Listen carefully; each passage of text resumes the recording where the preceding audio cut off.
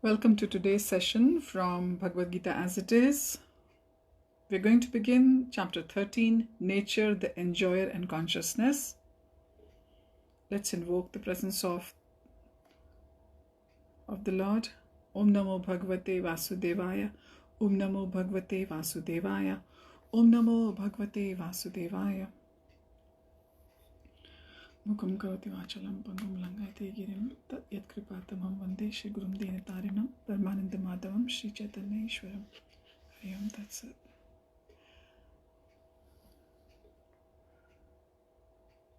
Beginning from chapter 13, Krishna is going to tell us all about this material prison house, this world, the material nature, and the wise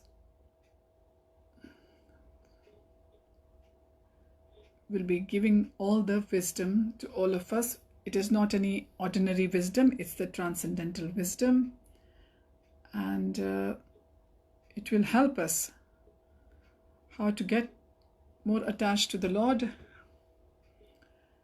And this chapter is going to cover more deeply about what has been discussed earlier, and this will help us to strengthen our devotion to the Lord.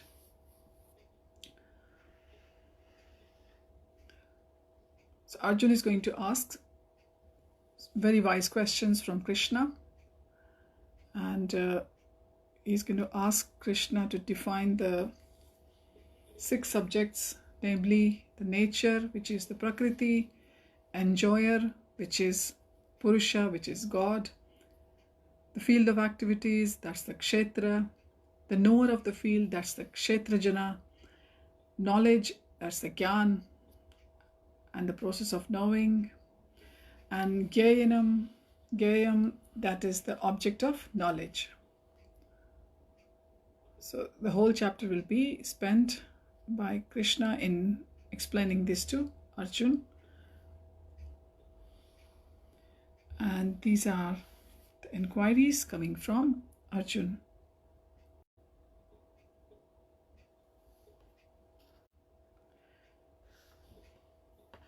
Verses 1 and 2. Arjuna vacha prakritim purusham chaiva kshetram kshetragyameva cha etad vititu michhami jnanam gyayam cha keshava. Verse 2. Shri Bhagavan vacha idam shariram kaunteya kshetramitya bhidhiyate etadyo veti tam praho kshetragya iti tadvidaha. Translation. Arjuna said, "O my dear Krishna, I wish to know about Prakriti, that is the nature, Purusha, that is the enjoyer, and the field and the knower of the field, and of the knowledge and the object of knowledge." The Supreme Personality of Godhead said, this is the translation of verse 2, "This body, O son of Kunti, is called the field, and one who knows this body is called the knower of the field, that is the Kshetra Janaha. And this body is the Kshetra."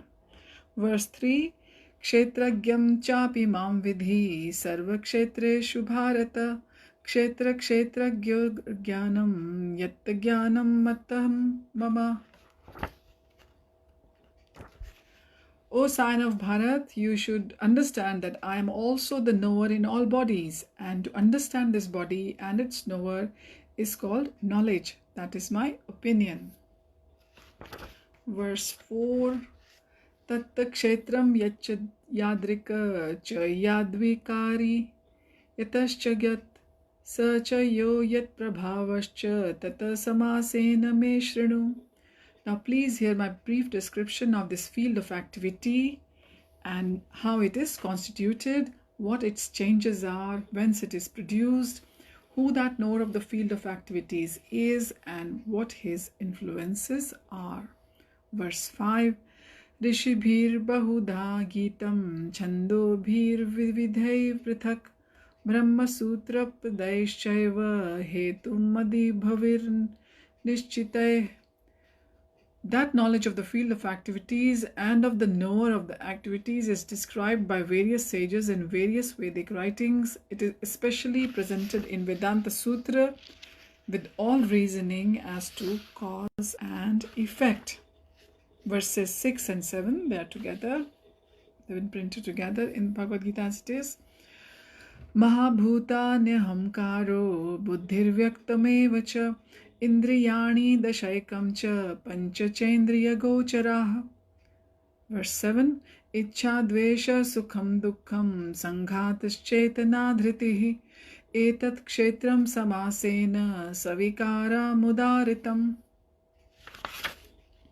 The five great elements, false ego, intelligence, the unmanifested, the 10 senses and the mind, the 5 sense objects, desire, hatred, happiness, distress, the aggregate, the life symptoms and convictions, all these are considered in a summary to be the field of activities and its interactions.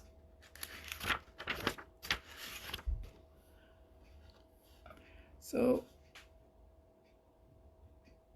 Krishna is telling us that the soul is the source of consciousness. It has more evolved consciousness. So the soul has got less covering in a human body, in a human. So it can be used. So a human can use its brain more better than other animals. So the human kshetra, the body is more evolved than animals, and it is made so that it is able to think deeply.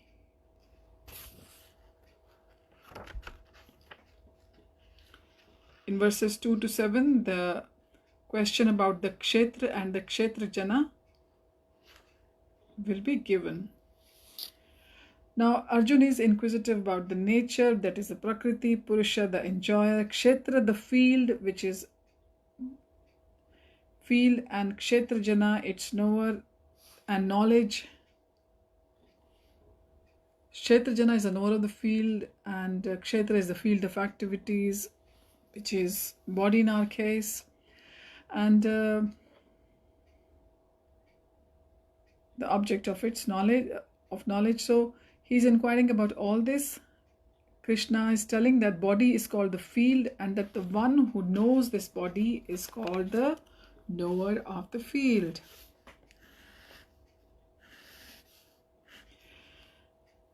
Now this body is the activity of field for the soul, which is conditioned soul. In our case, as we know, it has been through so many different lives, and it's conditioned being in those life forms. Because whatever we see, whatever we observe, it actually has such a deep impact on us that it gets through the soul and it stays there in our subtle consciousness. So, sometimes it happens that we see something and we think, oh, I know this person, oh, I know this thing. Because God knows how many lives before or whenever the soul has come into contact with that thing or that person or that situation. So we have those feelings generated in us. Because whatever we see,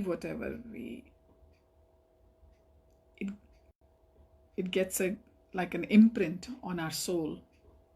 Like they say, chap chhod deta hai, in Hindi.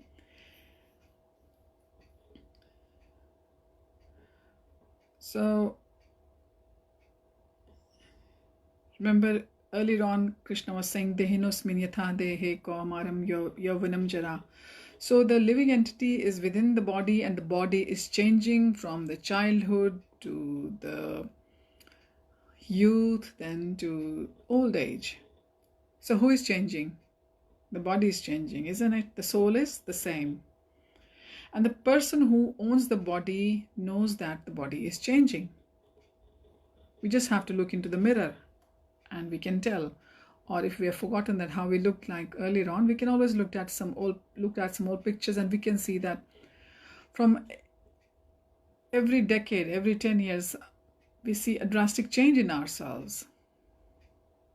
So which tells us clearly that the body is changing, and Kshetrajana, that is us, we think that we distinct ourselves or give label to ourselves that I am a man or a woman, or I'm an Indian, or I'm a Spanish, or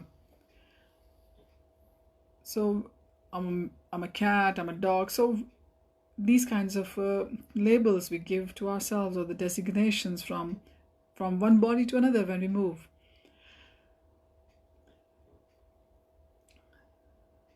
So the first 6 chapters, Prabhupada is again reminding us in the purport, they were about the knower of the body. That is, like we were saying, it is about you, me, all of us, the living entity, and the position by which we can understand the Supreme Lord that was described. And in the middle 6 chapters, Supreme Personality of Godhead and the relationship between the individual soul and the super soul in regard to the devotional service was described. So middle 6 chapters were all about Krishna. And now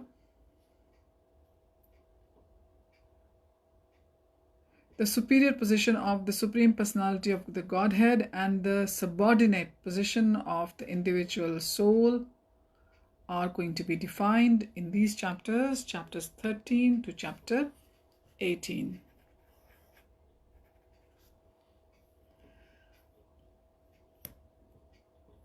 So we have to remember that we are always under Krishna. We are always subservient to Krishna. We are always subordinates of Krishna. And we should never forget this situation of our souls in respect to the creator of, the owner of our souls, where the souls belong, because our souls are part and parcel of Krishna.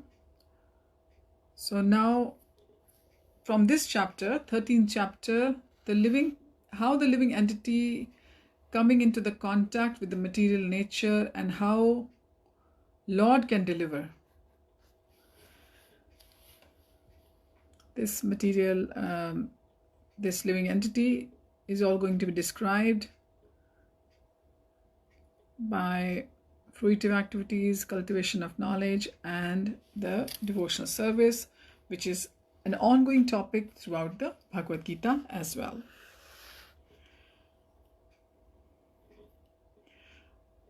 And of course, we are completely different from the material body which we have got, but we become very attached to it, as we all know. Now in text 3, this verse 3,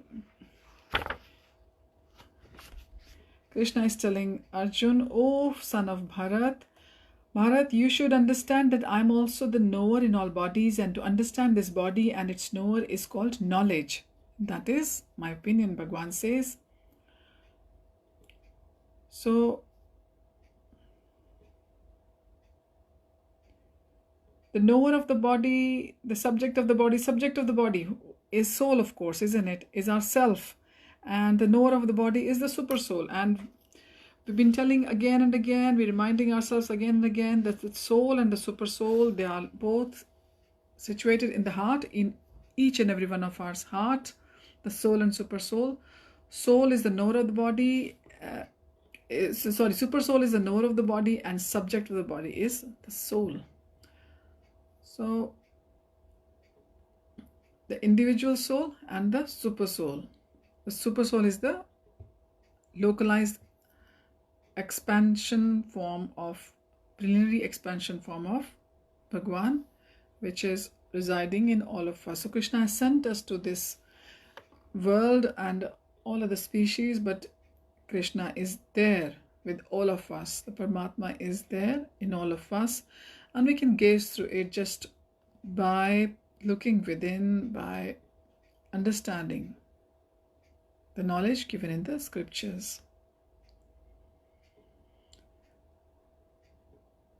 Krishna is the knower, but Krishna is not the individual knower of the body. Krishna is the super knower. He's a super soul. He is present in everybody as Paramatma, Krishna tells Arjun. And we might be the proprietor of the body, the owner of the body. Individually, we only own our own body, isn't it? We can say. But who is the owner of all the bodies? Owner of all the bodies is the Lord.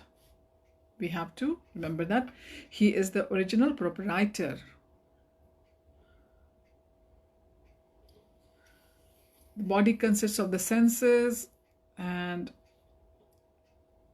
the senses are the starting of the trouble for all of us. As we know, the senses want to have their own agenda. They want to enjoy themselves, and our mind will also go astray with them. And if you're not controlling through our intelligence, we can just go anywhere. Sitting at any given point, we can go from one place to another, and we can just waste our time. But Bhagwan is Rishikesh. He is the controller of the sense. As you must have seen that earlier on in many verses, Arjun addresses Bhagwan as Rishikesh. So God is the original proprietor and original controller of the senses. And we are the secondary controllers of the senses. We should remember. We are also knower, but the secondary knower. Original is Bhagwan. In Vedic literature, there is a shlok which has been quoted by Prabhupada in Purport. Kshetrani hi sharirani bijam chapi shubha shubhe tani veti sayogatma tatah kshetra jana uchyate. The body is called the kshetra, and within it dwells the owner of the body and the Supreme Lord, who knows both the body and the owner of the body. Therefore, he is called the knower of all fields. The distinction between the field of activities, the knower of activities, and the supreme knower of activities is described as follows. Perfect knowledge of the constitution of the body, the constitution of the living soul, and the constitution of the supersoul is known in terms of Vedic literature as Jnana or Jnana. That is the opinion of Lord. To understand that both the soul and supersoul are one, as yet distinct, is knowledge.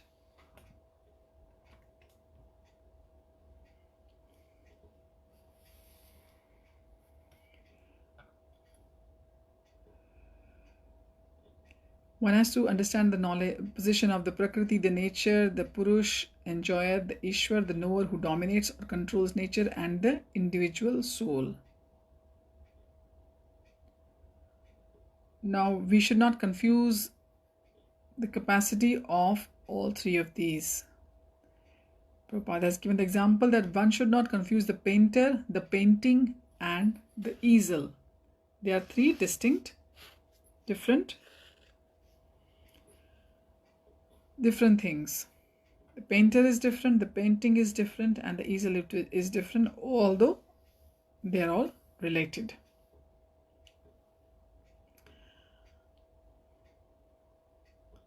In Shvetashvar Avataras Upanishad 1.12, it says, Bhokta bhogyam preritaram cha matva sarvam proktam trividham brahman etat. There are three Brahman conceptions. Prakriti is Brahman as the field of activities, and the Jiva, that is the individual soul, that is us, is also Brahman and is trying to control the material nature. And the controller of both of them is also Brahman, but he is the factual controller.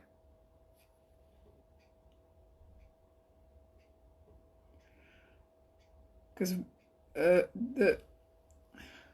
we are supposed to be superior than the material energy. So we are trying to control the material energy. We try to manipulate it. And Lord is above us. He is the factual controller of everything of us and the material energy. And we are always, as we know, we are the fallible one. We can fall down. Bhagwan is infallible. He doesn't fall down. He is superior and we are subordinate. We are under the jurisdiction of Lord.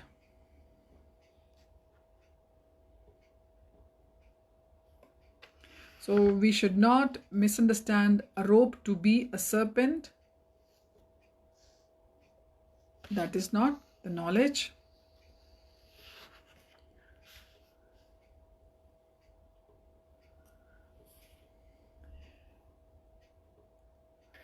In verse 4, Bhagwan says to Arjun, now please hear my brief description of this field of activity and how it is constituted, what its changes are, whence it is produced, who that knower of the field of activities is, and what his influences are.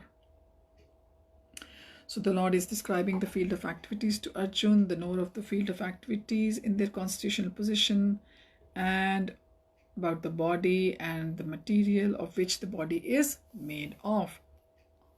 Remember, our body is made of material energy. Earth, wind, water, fire, ether. And how the changes are going on within our body, and still being situated in that body, our soul has got an ultimate purpose. And what is the ultimate purpose of the Lord? Is to not lord over the material nature or lord over everything, but to use that to serve Krishna. And our ultimate goal is the devotional service of Krishna. That's what we want to achieve, and we are practicing here so that we can continue that eventually when we are able to serve Lord in person in the Golok Vrindavan, in the spiritual sky. Now this is how fortunate this is to understand everything directly from the Lord himself in Bhagavad Gita for Arjun. And Arjun's all the doubts of Arjun are being clarified one after another very nicely and very logically as well.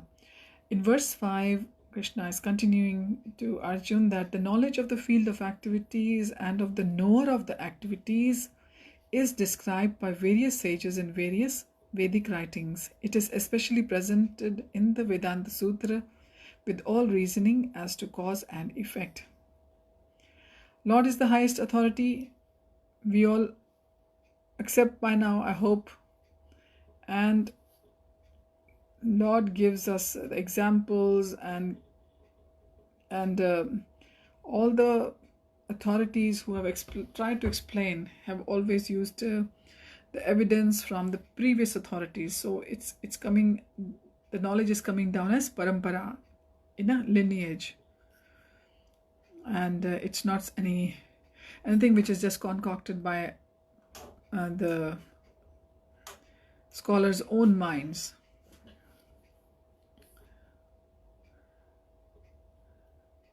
Now Krishna is explaining the duality and non-duality of the soul and the super soul by referring to the scripture Vedanta, which is accepted by the authority, Prabhupada says.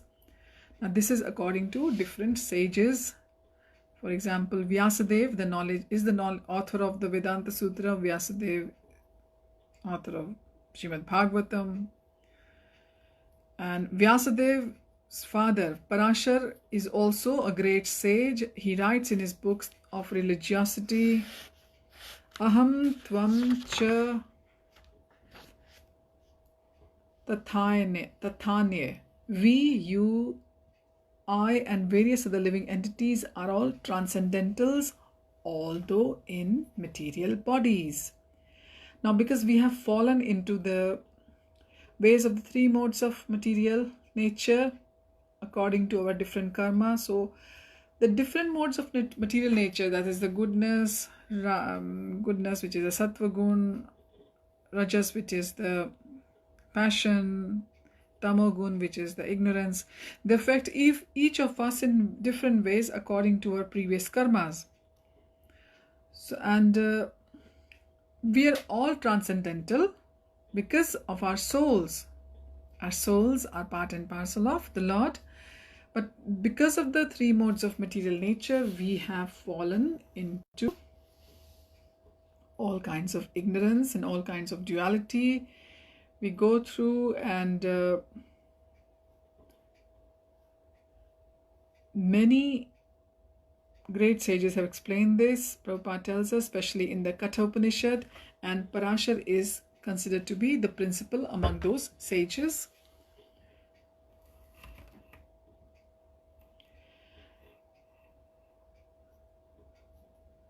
Chandobhi, when the word is used in the verse, it refers to the various Vedic literatures. The Tetitraya Triya Upanishad, which is the branch of the Yajurveda, Prabhupada is telling us, describes the nature, the living entity, and the supreme personality of Godhead.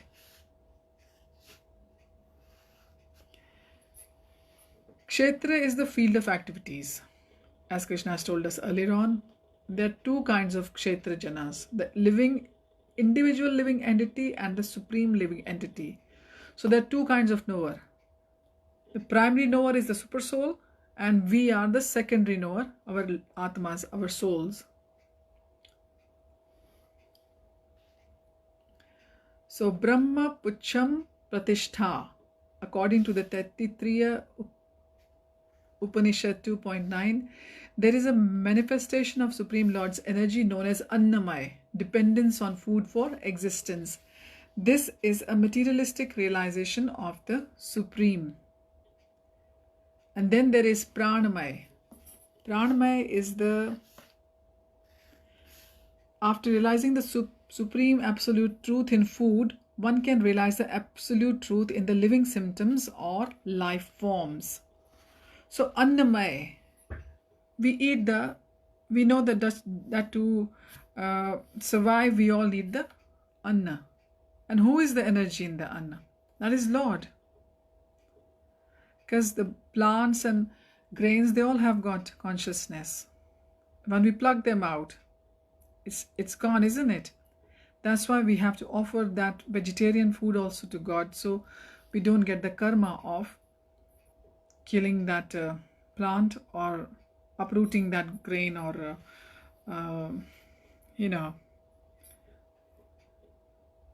potatoes and all that stuff from the ground and plucking the fruit, because until the plant is attached to the ground, it has got the consciousness in it. So where is that consciousness coming from? The consciousness is actually coming from Bhagavan. So that Annamaya Shakti is also Bhagavan. And then the Pranamaya, after eating we get the energy. The absolute truth in the food is also there. That is Pranamaya, that is also Bhagavan. And the symptoms which we get in the living beings, in the living symptoms, when we can see that person is living after having that food, that is the Jnanamaya. That is, after realizing the absolute truth in food, one can realize the absolute truth in living symptoms or life forms. That is the Jnanamaya. Now this extends beyond living into thinking, feeling and willing as well. And after that there is Brahman realization, that is called Vijnanamaya, when the living entity's mind and the life symptoms are distinguished from the living entity himself. When we understand that the symptoms, when we understand that the mind and life symptoms are distinguished from the living entity, which is the self, that the symptoms of life in us, they are different than our self, our soul. This is Vijnanamaya. And finally the supreme stage is the Anandamaya. Anandamaya is the realization of the all blissful nature. That is what we are all hankering for. So there are 5 stages of the Brahman realization, namely Annamaya, Pranamaya, Jnanamaya. These 3, they involve the activities of the living entities.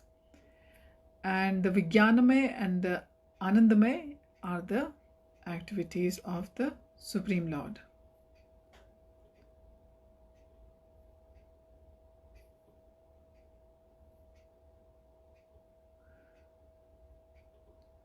So that means that if we decide to enjoy, to dovetail or shift our enjoyment with Annamay, that is the Lord, then we can see that our enjoyment becomes perfect. And if we're just enjoying for our own self, our own selfishness, then we cannot feel the Anandamay stage or reach it.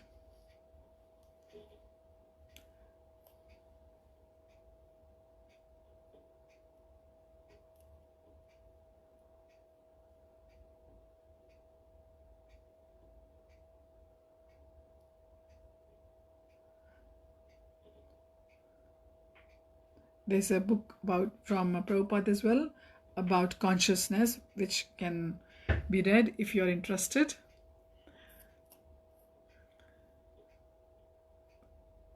Related to this knowledge. So the living entity, the field of activities is the first, living entity is the second, and third is the Supreme Lord, and this Lord is the total summum bonum of the manifestation of all the various entities altogether. Now the final verses 6 and 7, be telling us about the 5 elements: fire, false ego, intelligence, mind. So there are 5 elements, as we know: fire, earth, water, ether, air. Then there is 1 false ego, 1 intelligence, 1 mind, 5 karmendriya, 5 jnanendriya, and 5 sense objects like taste, touch, hearing, smell, etc.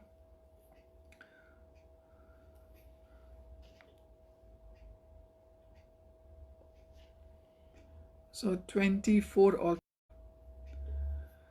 So we have life outside the movie theater, isn't it? When we go in to see a film or a movie, for example, we know that we are just watching this, what is going on, but our life outside this movie theater is there. But sometimes we can get so much caught up. For example, nowadays, if you're watching something on YouTube or on television, you can get so much caught up in that particular thing which is going on the screen, that you start to experience all the emotions, all the illusion which is created in that film. You can start to experience it directly. So from the hymns and the aphorisms of the Vedanta Sutra, the components of the world can be understood. Prabhupada telling us that there are 5 great elements: the Mahabhutas, earth, fire, ether, air, water, and then there are false ego, intelligence, unmanifested stage of the 3 modes of material nature. This is why the material nature affects us, because they are present in us. And according to our karma, if we are in more in sense of goodness, our feelings are different, more in passion, but we can control them. After acquiring the knowledge from the scriptures, we can control. We won't just allow ourselves to be led by the modes of nature. We can change the course of that feeling which we are going through. We can dovetail them towards Lord. And then there are 5 senses for acquiring the knowledge: the eyes, ears, nose, tongue, and skin. The 5 working senses: voice, legs, hands, anus, and the genitals. And above the senses there is mind, and within which can be the senses within. So including the mind, there are 11 senses altogether. Then there are 5 objects of the senses: smell, taste, form, touch, and sound. Now the aggregate of these 24 elements is called the field of activity. So within our body, which is called the field of activity, 24 elements are active. And above that, when we make the analysis of it, we can say that there is desire, hatred, happiness, distress, various interactions, etc. They are the representation of the 5 great elements in the gross body. The living symptom is represented by the consciousness and the conviction in a body, and the manifestation of the subtle body, mind, ego, and intelligence. These subtle elements are included within the field of activities. So this is all explained by Prabhupada in the purport. I couldn't find better way to explain it myself in my own words, but it is self-explanatory. Prabhupada has really explained it in a very simple way to all of us, that all these things, they make up our body, and there is the feelings, there is conviction, our self is also situated in our body, and then again the original proprietor and the original controller, which is the super soul, that is also there in the heart by our own self. So the ignorance is represented by the false ego, and the unmanifested stage of the 3 modes of the material natures, that the goodness, passion, and ignorance, are called the pradhan. And one who desires to know the 24 elements in dealing along with all kinds of interaction with everybody else,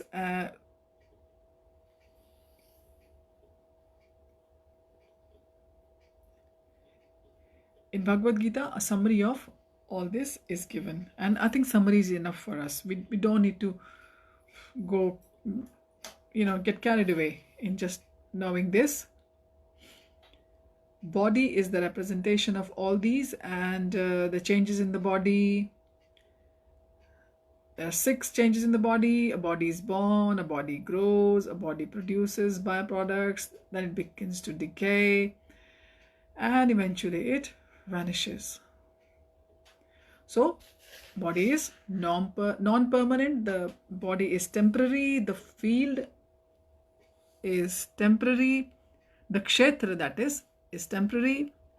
Bhagavan has told Arjun that kshetra is temporary, and the kshetra jana, the knower of field, its proprietor, is different. In our case, it is self, the soul, and we are the secondary ones. The primary controller and the proprietor is the Lord himself. So these were the questions, very wise questions asked by Arjun from Krishna, and Krishna answered them very logically, very nicely, and Krishna has defined the kshetra and the kshetra jana, and now in the following verses Krishna will be telling more knowledge about the kshetra jana to Arjun, and we will continue this next time. Thank you for joining. Hari Om Tat Sat. Hare Krishna.